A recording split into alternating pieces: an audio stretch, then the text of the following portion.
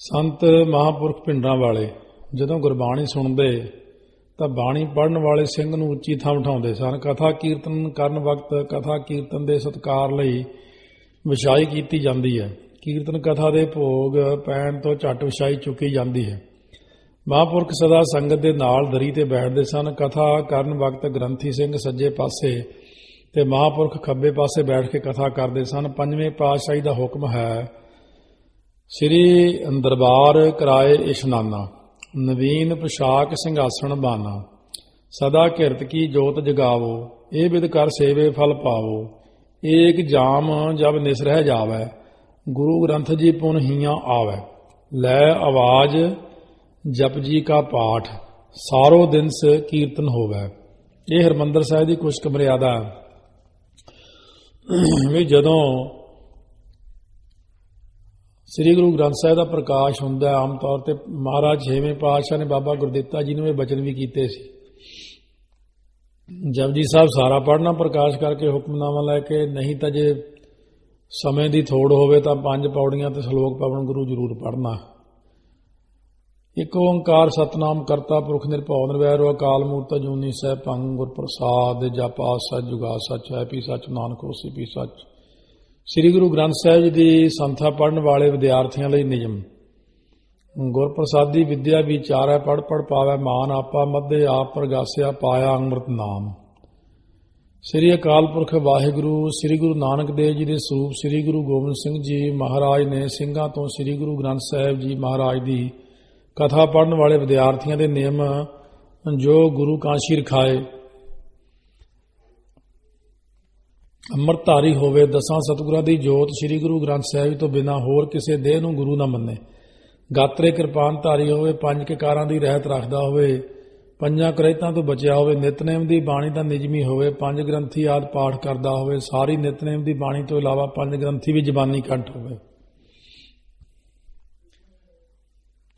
ਮੂਲ ਮੰਤਰ ਗੁਰਮੰਤਰ ਅੰਮ੍ਰਿਤ ਨਾਮ ਦਾ ਅਭਿਆਸੀ ਹੋਵੇ, ਮਾਨ ਬਾਣੀ ਸਰੀਰ ਕਰਕੇ ਨਿਮਰਤਾ ਸਹਿਤ ਹੋਵੇ, ਲੜਾਕਾ ਨਾ ਹੋਵੇ, ਸਭ ਸੰਗਤ ਨਾਲ ਗੁਰੂ ਕਾ ਰੂਪ ਜਾਣ ਕੇ ਪ੍ਰੇਮ ਕਰਦਾ ਹੋਵੇ, ਰਾਗ ਦਵੈਖ ਤੋਂ ਰਹਿਤ ਇੱਕ ਰਸ ਪ੍ਰੇਮੀ ਹੋਵੇ।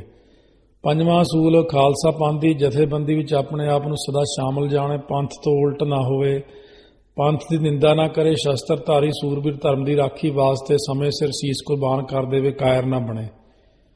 6ਵਾਂ ਅਸੂਲ ਹੈ, 10ਮ ਤੇ ਆਦ ਸ੍ਰੀ ਗੁਰੂ ਗ੍ਰੰਥ ਸਾਹਿਬ ਮਹਾਰਾਜ ਜੀ ਦਾ ਸ਼ੁੱਧ ਪਾਠ ਕਰਨ ਵਾਲਾ ਤੇ ਅਰਥ ਪਕਾਉਣ ਵਾਲਾ ਹੋਵੇ। ਆਦ ਸ੍ਰੀ ਗੁਰੂ ਗ੍ਰੰਥ ਸਾਹਿਬ ਜੀ ਮਹਾਰਾਜ ਨੂੰ ਇੱਕ ਓੰਕਾਰ ਤੋਂ ਲੈ ਕੇ 18, 10, 20 ਤੱਕ ਸੰਪੂਰਨ ਸਰੂਪ ਜਾਣ ਕੇ ਭਾਵਨਾ ਕਰੇ। 8ਵਾਂ ਅਸੂਲ ਹੈ, 10 ਗੁਰਾਂ ਦਾ ਪੂਰਾ ਇਤਿਹਾਸ ਜਾਣਨ ਵਾਲਾ ਹੋਵੇ। 9ਵਾਂ ਭਾਈ ਗੁਰਦਾਸ ਜੀ ਦੀ ਬਾਣੀ ਤੇ ਭਾਈ ਨੰਦ ਲਾਲ ਜੀ ਦੀ ਬਾਣੀ ਦੇ ਅਰਥ ਪੜ੍ਹੇ। 10ਮ ਦੀ ਬੀੜ ਸਾਰੀ ਸ੍ਰੀ ਮੁਖ ਵਾਕ ਨਿਸ਼ਚਾ ਕਰਕੇ ਪੜ੍ਹੇ। 10ਵਾਂ ਅਸੂਲ ਹੈ, ਹੋਰ ਮੱਤਾਂ ਦੇ ਪੁਸਤਕ ਪੜ੍ਹੇ ਹੋਣ, ਵਿਦਾਂਤ ਆਦਿ ਦੇ ਸਿਧਾਂਤ ਦਾ ਚੰਗਾ ਜਾਣੂ ਹੋਵੇ। 11ਵਾਂ ਹੈ, ਇੱਕ ਪਰਮੇਸ਼ਰ ਦਾ ਦ੍ਰਿੜ ਵਿਸ਼ਵਾਸੀ ਤੇ ਆਸ਼ਕ ਹੋਵੇ, ਦੋਵੇਂ ਵਕਤ ਸਤਸੰਗਤ ਕਰਦਾ ਹੋਵੇ, ਯਥਾ ਸ਼ਕਤ ਲੰਗਰ ਦੀ ਸੇਵਾ ਕਰਨ ਦਾ ਉਦਮੀ ਹੋਵੇ, ਹੋਰ ਕਿਸੇ ਮਤ ਨਾਲ ਵੈਰ ਨਾ ਕਰੇ, ਕਿਸੇ ਵੀ ਧਰਮ ਨਾਲ, ਸਾਰਿਆਂ ਵਿੱਚ ਪਰਮੇਸ਼ਰ ਇੱਕੋ ਜਿਹਾ ਵਿਆਪਕ ਜਾਣ ਕੇ ਹਿੱਤ ਕਰੇ, ਜ਼ੁਲਮ ਦਾ ਵੈਰੀ ਹੋਵੇ, ਆਪਣੇ ਖਾਲਸਾ ਧਰਮ ਵਿੱਚ ਪੱਕਾ ਹੋਵੇ। ਕਿਉਂ ਇਹ ਅਸੂਲ ਸਾਰੇ ਟਕਸਾਲ ਦੇ ਨੇ, ਸੁਣ ਲੈਣੇ ਚਾਹੀਦੇ। ਕਿਸੇ ਨਾਲ ਵੈਰ ਨਹੀਂ ਕਰਨਾ, ਕਿਸੇ ਦੂਸਰੇ ਧਰਮ ਨਾਲ ਵੈਰ ਨਹੀਂ ਕਰਨਾ, ਇਹਨਾਂ ਗੱਲਾਂ ਦਾ ਹਮੇਸ਼ਾ ਧਿਆਨ ਰੱਖਣਾ। ਆਪਣੇ ਗੁਣਾਂ ਦੀ ਸ਼ਲਾਘਾ ਤੇ ਪਰਾਏ ਔਗਣ ਨੂੰ ਪ੍ਰਗਟ ਨਾ ਕਰੇ, ਜੀਵਾਂ ਨੂੰ ਦੁੱਖ ਨਾ ਦੇਵੇ, ਕਪਟ ਤੋਂ ਰਹਿਤ ਹੋਵੇ, ਗੁਰਸੇਵੀ ਹੋਵੇ। 15ਵਾਂ ਪਰਮੇਸ਼ਰ ਦਾ ਅਨੰਦ ਭਗਤ ਹੋਵੇ, ਗੁਰਸਿੱਖੀ ਨੂੰ ਸਭ ਤੋਂ ਉੱਚੀ ਜਾਣੇ, ਦੁੱਖ ਸੁੱਖ ਵਿੱਚ ਸਮਚਿਤ ਰਹੇ, ਬਾਹਜ ਮੁਖ ਦੀ ਸੰਗਤ ਨਾ ਕਰੇ, ਬੇਮੁਖ ਆਦਮੀਆਂ ਦੀ। ਸਭ ਗਿਆਨ ਧਿਆਨ ਨਾਲੋਂ ਨਾਮ ਨੂੰ ਵੱਡਾ ਜਾਣ ਕੇ ਗੁਰਮਤਿ ਦੁਆਰਾ ਜਪੇ, ਮੁਕਤੀ ਦਾਤਾ ਕੇਵਲ ਨਾਮ ਦ੍ਰਿੜ ਕਰੇ।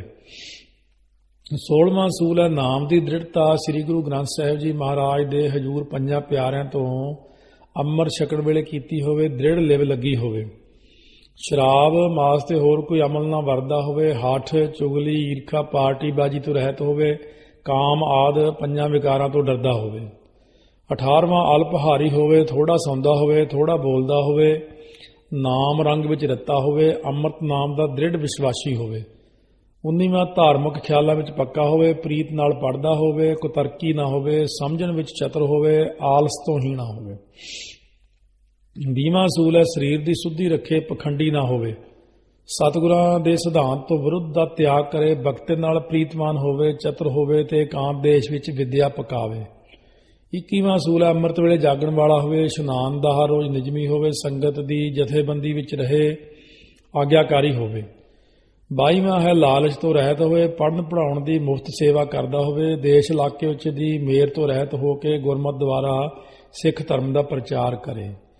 23ਵਾਂ ਆਪ ਜੋ ਵਿਦਿਆ ਪੜ੍ਹੀ ਪ੍ਰਾਪਤ ਕੀਤੀ ਹੋਵੇ ਅੱਗੇ ਸੰਗਤਾਂ ਵਿੱਚ ਪ੍ਰੇਮ ਨਾਲ ਪੜ੍ਹਾਵੇ, ਆਪ ਦੇ ਸਰੀਰ ਨਾਲੋਂ ਸਾਰੇ ਸਿੰਘਾਂ ਦਾ ਜ਼ਿਆਦਾ ਅਦਬ ਕਰੇ ਤੇ ਸਿੰਘਾਂ ਨਾਲ ਪਿਆਰ ਕਰੇ। 24ਵਾਂ ਅਸੂਲ ਹੈ ਠੱਗੀ ਨਾ ਮਾਰੇ, ਝੂਠ ਨਾ ਬੋਲੇ, ਹਰ ਹਾਲਤ ਵਿੱਚ ਪਿਆਰੀ ਸਿੱਖੀ ਨਾ ਤਿਆਗੇ, ਨਾਸਤਿਕ ਨਾ ਹੋਵੇ, ਮਨ ਬਾਣੀ ਸਰੀਰ ਕਰਕੇ ਗੁਰਾਂ ਨੂੰ ਅੰਗ ਸੰਗ ਜਾਣੇ। 25ਵਾਂ ਅਸੂਲ ਇਹ ਹੈ ਕਿ ਨਿਰਭਿਮਾਨ ਹੋ ਕੇ ਸੱਚਾ ਪ੍ਰੇਮ ਲਾ ਕੇ ਆਪ ਨਾਮ ਜਪੇ, ਹੋਰਨਾਂ ਤੋਂ ਜਪਾਏ, ਜੀਵਨ ਮੁਕਤੀ ਪਾਵੇ। ਬੇਨਤੀ, ਇਹ ਨਿਯਮ ਦੋ ਜਹਾਨ ਦੇ ਵਾਲੀ ਸਾਹਿਬ ਸ੍ਰੀ ਗੁਰੂ ਗੋਬਿੰਦ ਸਿੰਘ ਸਾਹਿਬ ਜੀ ਮਹਾਰਾਜ ਨੇ ਗੁਰੂ ਕੀ ਕਾਸ਼ੀ ਸ੍ਰੀ ਦਮਦਮੇ ਸਾਹਿਬ ਤਖਤ ਵਿਖੇ ਰਖਾਏ। 10ਵੇਂ ਪਾਤਸ਼ਾਹ ਨੇ ਇਹ ਕਾਨੂੰਨ ਟਕਸਾਲ ਦੇ ਪ੍ਰਾਰੰਭ ਕਰਨ ਵੇਲੇ ਸਿੰਘਾਂ ਨੂੰ ਸਿਖਾਏ ਵੀ ਜਿਹੜੇ ਸਿੰਘ ਟਕਸਾਲ 'ਚ ਰਹਿਣ। ਇਹਨਾਂ ਨਿਯਮਾਂ ਵਿੱਚ ਸ਼੍ਰੀਮਾਨ ਸਤ ਸੁੰਦਰ ਸਿੰਘ ਜੀ ਸਾਰੀ ਉਮਰ ਵਰਤੇ 21 ਵਾਰ ਆਦਿ ਸ੍ਰੀ ਗੁਰੂ ਗ੍ਰੰਥ ਸਾਹਿਬ ਮਹਾਰਾਜ ਦੀ ਸੰਥਿਆ ਕਥਾ ਪੜ੍ਹਾਈ ਅਤੇ ਵਿਦਿਆਰਥੀਆਂ ਨੂੰ ਇਹਨਾਂ ਨਿਯਮਾਂ ਵਿੱਚ ਰੱਖਿਆ ਤੇ ਆਪ ਰਹੇ।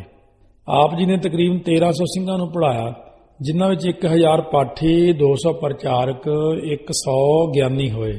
ਸਦਾ ਜਥੇ ਸਮੇਤ ਵਿਚਰਦੇ 40-50 ਸਿੰਘ ਹਮੇਸ਼ਾ ਨਾਲ ਰਹਿੰਦੇ, ਕਥਾ ਪੜ੍ਹਾਉਂਦੇ, ਗੁਰਮਤਿ ਦਾ ਪ੍ਰਚਾਰ ਕਰਦੇ ਅਤੇ ਅੰਮ੍ਰਿਤ ਛਕਾ ਕੇ ਨਵੇਂ ਸਿੰਘ ਤਿਆਰ ਕਰਦੇ, ਸਾਰੇ ਦੇਸ਼ਾਂ ਵਿੱਚ ਵਿਚਰਦੇ। ਵਿਦਿਆਰਥੀਆਂ ਦਾ ਲੰਗਰ, ਬਸਤਰ, ਕਿਰਾਇਆ ਆਦਿ ਦਾ ਖਰਚ, ਹੋਰ ਸਰੀਰਕ ਲੋੜਾਂ ਦੀ ਸੇਵਾ ਆਪ ਕਰਦੇ ਤੇ ਸੰਗਤਾਂ ਤੋਂ ਕਰਾਉਂਦੇ।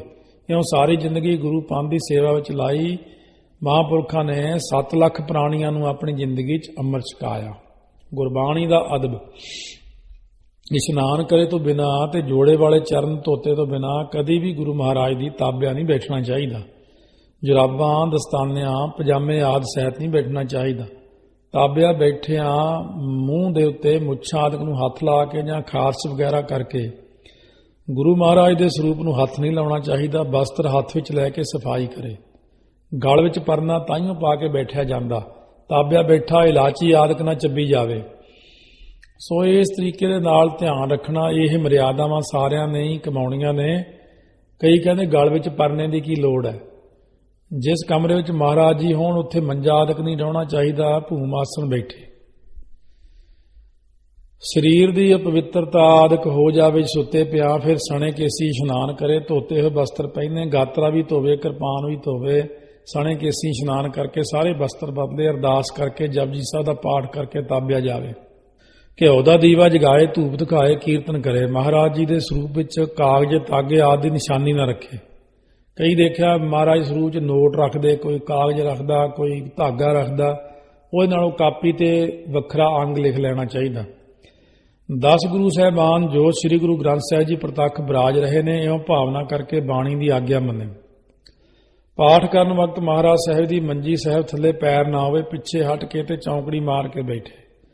ਮਹਾਰਾਜ ਜੀ ਦੇ ਪੱਤਰਿਆਂ ਤੇ ਹੱਥ ਰੱਖ ਕੇ ਪਾਠ ਨਾ ਕਰੇ। ਪੱਤਰਾ ਸਦਾ ਸੱਜੇ ਹੱਥ ਨਾਲ ਉੱਪਰਲੇ ਪਾਸਿਓਂ ਪਲਟੇ। ਪੱਤਰਿਆਂ ਨੂੰ ਗਿੱਲੇ ਜਾਂ ਥਿੰਦੇ ਹੱਥ ਨਾਲ ਲਾਏ, ਪੱਤਰੇ ਤੇ ਕੋਈ ਦਾਗ ਨਾ ਪਏ। ਹਵਾ ਆਦਿਕ ਤੇਜ਼ ਹੋਵੇ ਤਾਂ ਰਮਾਲਾ ਰੱਖ ਕੇ ਪੱਤਰੇ ਫੜੇ, ਬਿਨਾਂ ਰਮਾਲੇ ਤੋਂ ਹੱਥ ਉੱਪਰ ਨਾ ਰੱਖੇ। ਮੰਜੀ ਸਾਹਿਬ ਜੀ ਉੱਤੇ ਕੂਹਣੀ ਨਾ ਰੱਖੇ। ਆਪਣੇ ਸਹਾਰੇ ਬੈਠੇ ਸ੍ਰੀ ਗੁਰੂ ਗ੍ਰੰਥ ਸਾਹਿਬ ਜੀ ਦੇ ਚੰਦੋਏ ਚਾੜਨੀ ਤੋਂ ਬਿਨਾਂ ਕਦੇ ਵੀ ਪ੍ਰਕਾਸ਼ ਨਹੀਂ ਕਰਨੇ। ਇਹ ਨਿਯਮ ਬਿਕਰਮੀ ਸੰਮਤ 1762 ਵਿਸਾਖੀ ਨੂੰ ਪਾਤਸ਼ਾਹੀ ਦਸਵੀਂ ਨੇ 48 ਸਿੰਘਾਂ ਤੋਂ ਰਖਾਏ।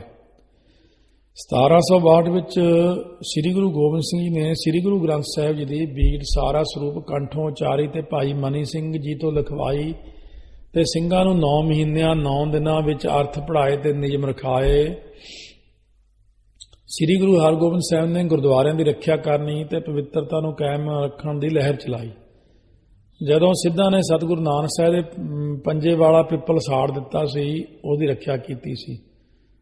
ਚੰਦਨ ਦੇ ਛਿੱਟੇ ਛਿੜ ਕੇ ਮਹਾਰਾਜ ਸਾਹਿਬ ਜੀ ਨੇ ਹਰਾ ਕਰ ਦਿੱਤਾ। ਇੱਥੇ ਨਾਨਕ ਮਤੇ ਗੁਰਦੁਆਰੇ ਦੀ ਰੱਖਿਆ ਵਾਸਤੇ ਸ੍ਰੀ ਗੁਰੂ ਹਰਗੋਬਿੰਦ ਸਾਹਿਬ ਨੇ ਪਹਿਲਾਂ ਲਹਿਰ ਤੋਰੀ ਸੀ। ਇਹ ਕੜਾਹ ਪ੍ਰਸ਼ਾਦ ਕੜਾਹ ਪ੍ਰਸ਼ਾਦ ਗੁਰੂ ਘਰ ਵਿੱਚ ਅੰਮ੍ਰਿਤ ਰੂਪ ਕਰਕੇ ਮੰਨਿਆ ਗਿਆ ਹੈ। ਮਹਾਰਾਜ ਜੀ ਦਾ ਹੁਕਮ ਹੈ ਕਿ ਤ੍ਰਿਭਾਵਲੀ ਕੜਾਹ ਪ੍ਰਸ਼ਾਦ ਕਰਕੇ ਭੋਗ ਲਵਾਇਆ ਜਾਏ। ਕੜਾਹ ਪ੍ਰਸ਼ਾਦ ਦੀ ਮਰਿਆਦਾ ਸ੍ਰੀ ਗੁਰੂ ਨਾਨਕ ਦੇਵ ਜੀ ਨੇ ਪ੍ਰਗਟ ਕੀਤੀ ਹੈ।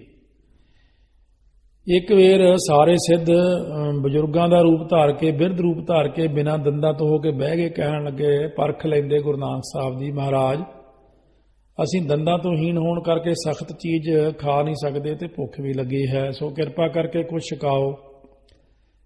ਤਾਂ ਮਹਾਰਾਜ ਜੀ ਨੇ ਘਿਓ, ਮੈਦਾ, ਖੰਡ ਤਿੰਨੇ ਬਰਾਬਰ ਲੈ ਕੇ ਕੜਾਹ ਪ੍ਰਸ਼ਾਦ ਤਿਆਰ ਕਰਕੇ ਖਵਾਇਆ ਤੇ ਸਿੱਖਾਂ ਤਾਈਂ ਹੁਕਮ ਕੀਤਾ ਕਿ ਸਾਨੂੰ 3 ਮੇਲ ਦਾ ਪੰਚਾਮ੍ਰਿਤ ਪ੍ਰਵਾਨ ਹੋਏਗਾ। ਪੰਚਾਮ੍ਰਿਤ ਦਾ ਮਤਲਬ ਹੁੰਦਾ ਹੈ ਇਹ 3 ਚੀਜ਼ਾਂ ਹੋ ਗਈਆਂ, ਘਿਓ, ਮੈਦਾ, ਖੰਡ, ਚੌਥਾ ਪਾਣੀ, ਪੰਜਵੀਂ ਅੱਗ। ਤਾਂ ਪੰਚਾਮ੍ਰਿਤ ਇਹਦਾ ਨਾਮ 10ਵੇਂ ਪਾਤਸ਼ਾਹ ਨੇ ਆਦਿ ਸ੍ਰੀ ਦਸਮ ਗ੍ਰੰਥ ਵਿੱਚ ਵੀ ਇਹਦਾ ਨਾਮ ਵਰਤਿਆ ਕਿ ਪੰਚਾਮ੍ਰਿਤ ਤਿਆਰ ਕੀਤਾ। ਇਸ ਵਾਸਤੇ ਤ੍ਰਿਭਾਵਲੀ ਬਣਾ ਕੇ ਭੋਗ ਲਗਾਇਆ ਕਰੋ। ਜਿਵੇਂ ਅਕਾਲ ਪੁਰਖ ਸਭ ਤੋਂ ਉੱਤਮ ਨੇ, ਜਿਵੇਂ ਉਹਨਾਂ ਦੀ ਬਾਣੀ ਸਭ ਤੋਂ ਸ਼੍ਰੋਮਣੀ ਹੈ, ਉਵੇਂ ਹੀ ਇਹ ਕੜਾਹ ਪ੍ਰਸ਼ਾਦ ਵੀ ਸਭ ਤੋਂ ਉੱਤਮ ਤੇ ਅੰਮ੍ਰਿਤ ਰੂਪ ਹੈ। ਘਿਓ, ਆਟਾ, ਖੰਡ, ਜਲ, ਅਗਨੀ, ਕਈ ਦੁੱਧ ਵੀ ਮੰਨਦੇ ਨੇ। ਇਸ ਕਰਕੇ 5 ਚੀਜ਼ਾਂ ਦੇ ਮੇਲ ਤੋਂ ਬਣਿਆ ਹੋਣ ਕਰਕੇ ਪੰਜਾਮ੍ਰਿਤ ਕਹਿੰਦੇ ਨੇ ਜਾਂ ਪੰਚਾਮ੍ਰਿਤ ਕਹਿੰਦੇ ਨੇ। ਬਣਾਉਣ ਦਾ ਤਰੀਕਾ ਕੜਾਹ ਪ੍ਰਸ਼ਾਦ ਇਸ ਪ੍ਰਕਾਰ ਹੈ। ਕੜਾਹ ਪ੍ਰਸ਼ਾਦ ਕਰਨ ਵਾਲਾ ਸਿੰਘ ਰਹਿਤ ਵਾਲਾ ਹੋਵੇ, ਜੋ 5 ਕਕਾਰਾਂ ਦਾ ਧਾਰਨੀ ਹੋਵੇ, ਅੰਮ੍ਰਿਤ ਛਕਿਆ ਹੋਵੇ, ਉਸਨੇ ਹੋਰ ਕੋਈ ਕਹਿਤ ਨਾ ਕੀਤੀ ਹੋਵੇ, ਹਰ ਰੋਜ਼ ਇਸ਼ਨਾਨ ਕਰਨ ਵਾਲਾ ਹੋਵੇ, ਬਾਣੀ ਦਾ ਨਿਤਨੇਮੀ ਹੋਵੇ, ਚੰਗੀ ਰਹਿਤ ਵਾਲਾ ਹੋਵੇ। ਇਸ਼ਨਾਨ ਪਹਿਲਾਂ ਆਪ ਕਰੇ, ਫਿਰ ਭਾਂਡਿਆਂ ਨੂੰ ਸਾਫ਼ ਰੇਤੇ ਨਾਲ ਮਾਂਜਣਾ ਕਰੇ, ਫਿਰ ਸੋਹਣੇ ਸਰਬ ਲੋਹ ਦੇ ਸੁੱਚੇ ਬਰਤਨਾਂ ਵਿੱਚ ਸੁੱਚਾ ਜਲ ਭਰ ਕੇ ਲਿਆਵੇ। ਕਹਿਣ ਤੋਂ ਭਾਵ ਖੂਹ ਜਾਂ ਦਰਿਆ ਆਦਿ ਦਾ ਜਿੱਥੇ ਸਾਫ਼ ਪਾਣੀ ਹੋ ਉੱਥੋਂ ਲਿਆਵੇ, ਮੈਲੇ ਪਾਣੀ ਵਿੱਚੋਂ ਨਾ ਲਿਆਵੇ। ਜਾਂ ਫਿਰ ਜਿੱਥੇ ਸਾਫ਼ ਪਾਣੀ ਮਿਲ ਸਕਦਾ ਸੋਹਣੇ ਢੰਗ ਨਾਲ ਉੱਥੋਂ ਪਾਣੀ ਖੁੱਲ੍ਹਾ ਲਵੇ, ਸੋਹਣਾ ਸਾਫ਼ ਸੁਥਰਾ।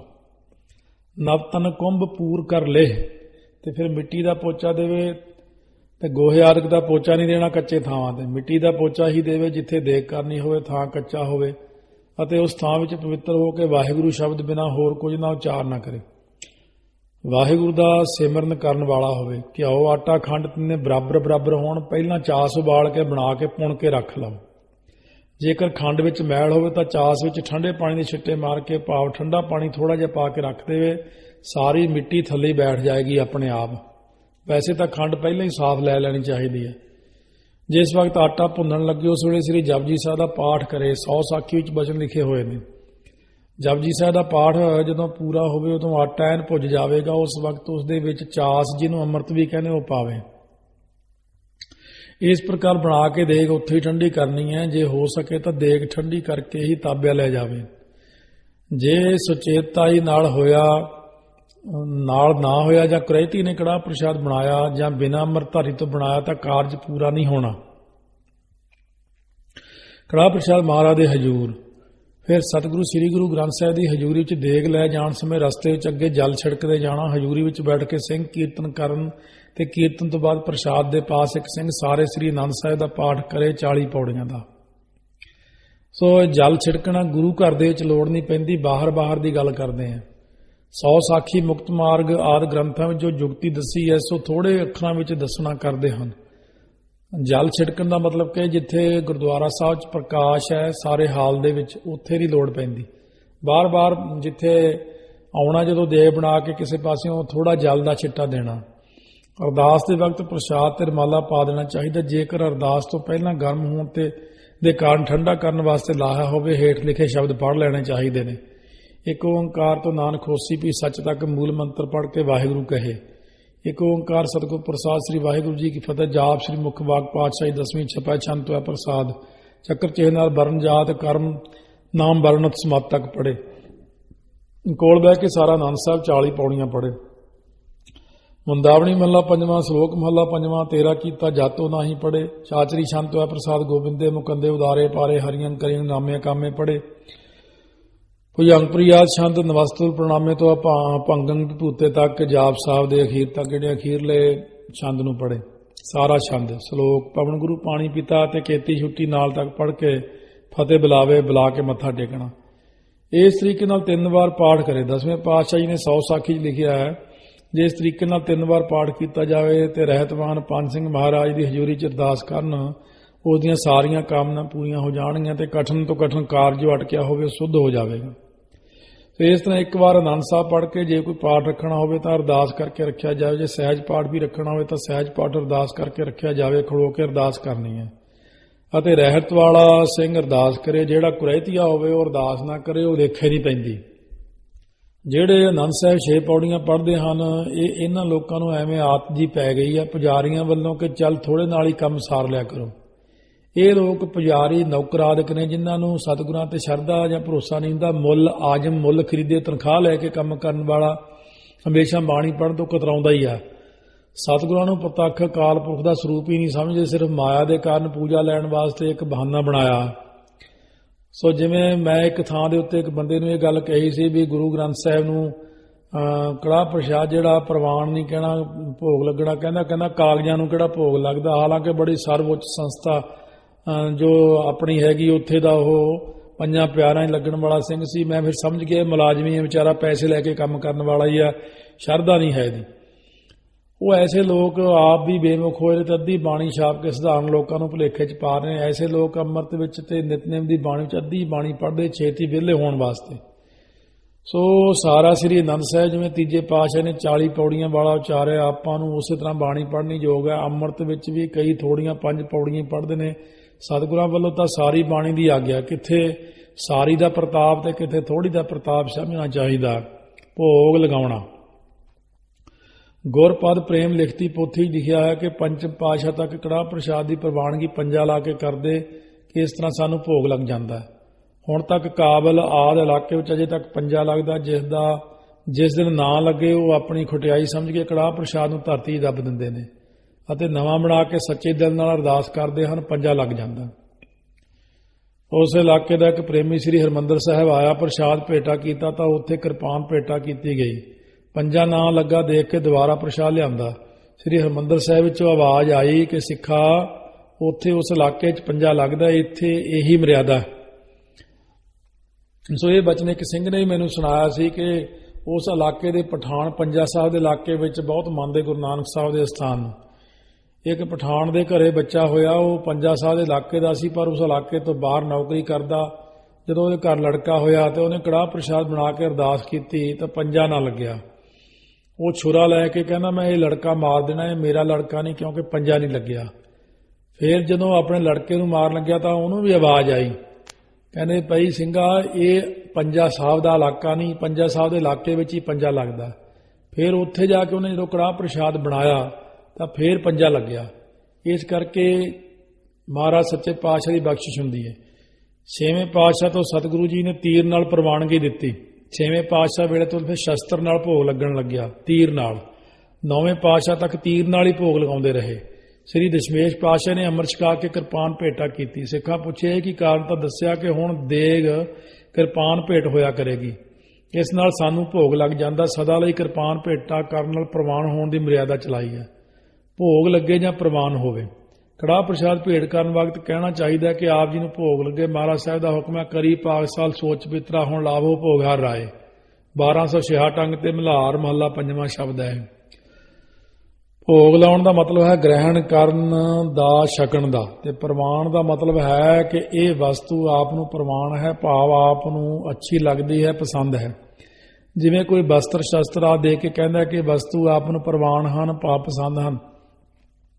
ਸੋ ਸ੍ਰੀ ਗੁਰੂ ਗ੍ਰੰਥ ਸਾਹਿਬ ਜੀ ਵਿੱਚ ਵੀ ਭੋਗ ਲੱਗੇ ਹੀ ਕਿਹਾ ਤੇ ਪ੍ਰਵਾਨ ਨਹੀਂ ਕਿਹਾ। ਕੇਵਲ ਪੱਥਰਾਂ ਦੀਆਂ ਮੂਰਤੀਆਂ ਨੂੰ ਮੋਹਣ ਭੋਗ ਆਦਿਕ ਦਾ ਭੋਗ ਹਿੰਦੂ ਲਵਾਉਂਦੇ ਜਾਣ ਕੇ ਪ੍ਰਵਾਨ ਹੋਵੇ ਸ਼ਬਦ ਵਰਤਨ ਲੱਗ ਪਏ ਨੇ। ਸੋ ਆਪਣੀ ਬੁੱਧੀ ਦੀ ਵਰਤੋਂ ਹੀ ਕੀਤੀ ਜਾ। ਲੋਕਾਂ ਨੇ ਇਹ ਰੂਹਾਨੀਅਤ ਨੂੰ ਨਹੀਂ ਸਮਝਿਆ, ਮਹਾਂਪੁਰਖਾਂ ਨੂੰ ਨਹੀਂ ਸਮਝਿਆ, ਆਤਮਿਕ ਗਿਆਨ ਨੂੰ ਨਹੀਂ ਸਮਝਿਆ। ਬਸ ਜਿਹੀ ਜੀ ਮਨ ਚ ਆਈ ਹੈ ਨਫ਼ਰਤ ਕਰਕੇ ਦੂਜੇ ਧਰਮਾਂ ਨਾਲ ਵੀ, ਦੂਜੇ ਧਰਮਾਂ ਚ ਆ ਕਿਹਾ ਸੀ ਐ ਨਹੀਂ ਕਹਿਣਾ, ਇਹ ਗੱਲਾਂ ਨਹੀਂ ਕਰਨੀਆਂ। ਕਿਰਪਾਨ ਭੇਟ ਕਦੋਂ ਕਰਨੀ ਹੈ?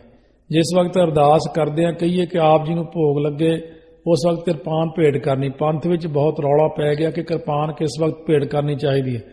ਕੋਈ ਕਹੇ ਜਿਸ ਵਕਤ ਦੇਗ ਹਜ਼ੂਰੀ ਵਿੱਚ ਆਵੇ ਉਸ ਵਕਤ ਕਿਰਪਾਨ ਭੇਟ ਕਰਨੀ ਚਾਹੀਦੀ ਹੈ।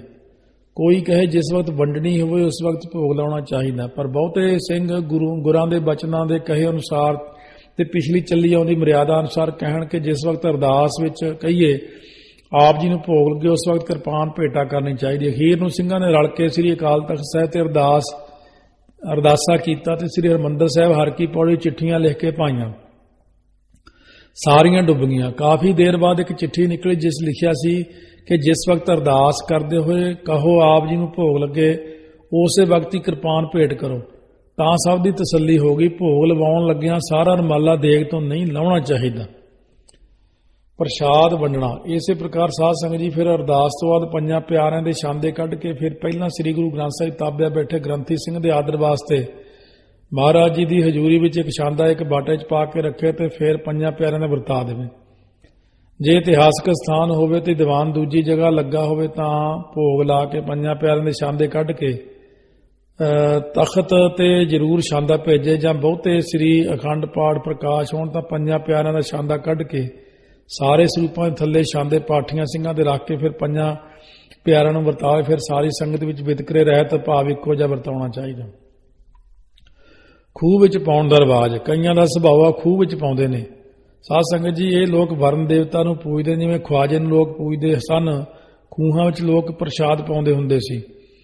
ਇਹ ਉਦੋਂ ਦਾ ਰਿਵਾਜ ਪਿਆ ਹੋਇਆ। 100 ਸਾਖੀ ਵਿੱਚ ਲਿਖਿਆ ਜੋ ਖਵਾਜੇ ਦੀ ਪੂਜਾ ਕਰਨ ਵਾਲਿਆਂ ਨੇ ਲਿਖਾ ਦਿੱਤਾ ਸੀ ਕਿ ਗੁਰੂ ਅੰਗਦ ਦੇਵ ਸਾਹਿਬ ਜੀ ਨੇ ਕਿਹਾ ਕਿ ਵਰਨ ਦੇਵਤਾ ਤੈਨੂੰ ਵੀ ਛਾਂਦਾ ਮਿਲਿਆ ਕਰੇਗਾ। ਤੁਕ ਪੜ੍ਹਦੇ ਨੇ ਗੁਰ ਦਰਿਆਓ ਸਦਾ ਜਲ ਨਿਰਮਲ।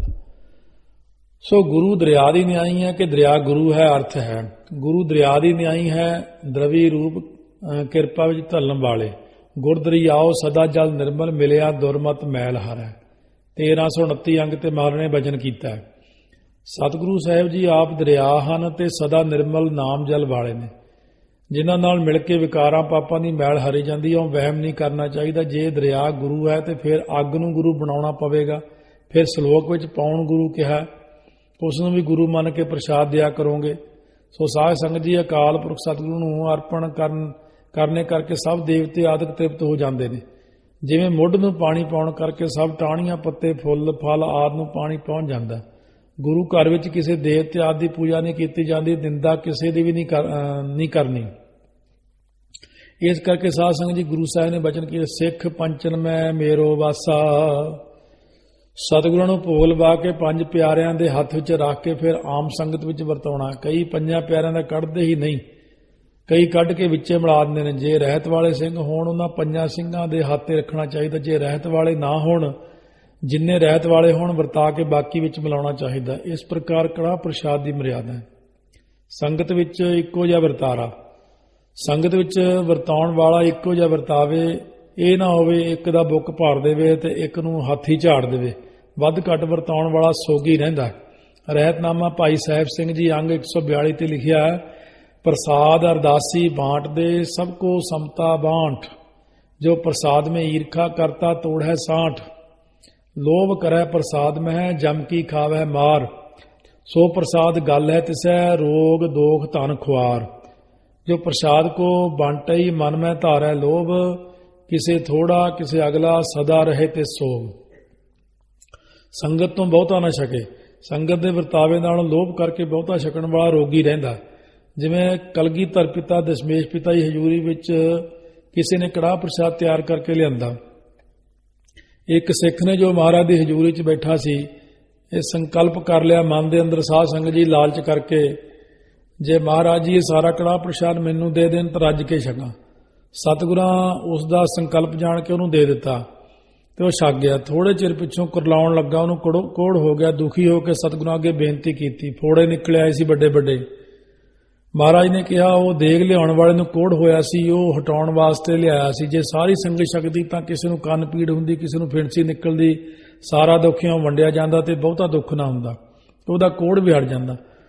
हुण प्रसाद तां तूं कल्ले ने रज के खाधा ते दुख दूजा किवें ठाए। ਇਹ ਸੁਣ ਕੇ ਮਾਫੀ ਮੰਗੀ। ਸਤਿਗੁਰਾਂ ਨੇ ਬਖਸ਼ ਦਿੱਤਾ ਤੇ ਕਿਹਾ ਲੋਭ ਕਰਕੇ ਕਦੇ ਵੀ ਕੜਾਹ ਪ੍ਰਸ਼ਾਦ ਨਾ ਛਕੋ। ਸੰਗਤ ਦੇ ਬਰਾਬਰ ਦਾ ਜੋ ਵਰਤੇ ਭਾਵ ਉਹ ਭਾਵਨਾ ਨਾਲ ਛਕਣਾ। ਕੜਾਹ ਪ੍ਰਸ਼ਾਦ ਦਾ ਨਾਮ। ਕੜਾਹ ਪ੍ਰਸ਼ਾਦ ਦਾ ਨਾਮ ਭਾਈ ਗੁਰਦਾਸ ਜੀ ਨੇ ਮਹਾਂਪ੍ਰਸ਼ਾਦ ਭਾਵ ਸਭ ਤੋਂ ਵੱਡਾ ਉੱਤਮ ਪ੍ਰਸ਼ਾਦ ਕਿਹਾ। ਅੱਜ ਕੱਲ ਲੋਕ ਮਾਸ ਨੂੰ ਹੀ ਮਹਾਂਪ੍ਰਸ਼ਾਦ ਕਹਿੰਦੇ ਨੇ। ਇਹਦੀ ਬਾਬਤ ਜਦੋਂ ਗੁਰਦੁਆਰਿਆਂ ਵਿੱਚ ਆਮ ਪੁਜਾਰੀ ਲੋਕ ਰਹਿਣ ਲੱਗ ਕੇ ਲੁਕ ਛਿਪ ਕੇ ਮਾਸ ਖਾਣ ਲੱਗੇ। ਲੋਕਾਂ ਦੇ ਪੁੱਛਣ ਤੋਂ ਕਹਿਣ ਕਿ ਮਹਾਂਪ੍ਰਸ਼ਾਦ ਛਕਿਆ ਭਾਵ ਕੜਾਹ ਪ੍ਰਸ਼ਾਦ। ਲੋਕਾਂ ਨੂੰ ਪਤਾ ਹੁੰਦਾ ਸੀ ਕਿ ਇਹਨੇ ਮਾਸ ਖਾਧਾ ਤੇ ਝੂਠ ਬੋਲਿਆ। ਮਾਸ ਨੂੰ ਮਹਾਂਪ੍ਰਸ਼ਾਦ ਕਿਹਾ। ਸੋ ਉਸ ਵਕਤ ਤੋਂ ਹੌਲੀ ਹੌਲੀ ਮਾਸ ਦਾ ਨਾਮ ਮਹਾਂਪ੍ਰਸ਼ਾਦ ਪੈ ਗਿਆ। ਸੋ ਮਹਾਂਪ੍ਰਸ਼ਾਦ ਤਾਂ ਉਹ ਹੁੰਦਾ ਜਿਹਦੇ ਛਕਣ ਕਰਕੇ ਜੰਮ ਵੀ ਨਹੀਂ ਮਾਰ ਸਕਦੇ। ਸੋ ਮਾਸ ਕਿਵੇਂ ਮਹਾਂਪ੍ਰਸ਼ਾਦ ਹੋ ਸਕਦਾ? ਭਾਵ ਨਹੀਂ ਹੋ ਸਕਦਾ।